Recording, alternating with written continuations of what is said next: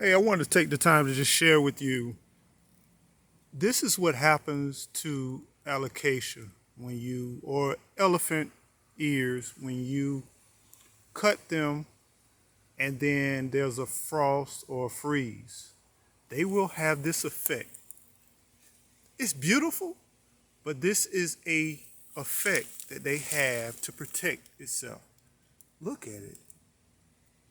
Isn't nature amazing and beautiful at the same time? If you find your alocasia is kind of splitting like this, it's okay. It's perfectly fine. But it's protecting itself. It's getting rid of all of that moisture so the root of the plant won't freeze. Because this plant is full of water. But it splits. And just look. I just want to take the time to just kind of show you the beauty of nature and how it reacts to the changing of environment.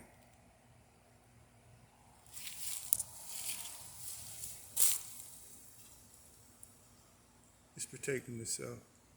It's beautiful. It's like a work of art. Y'all be well. Keep on growing.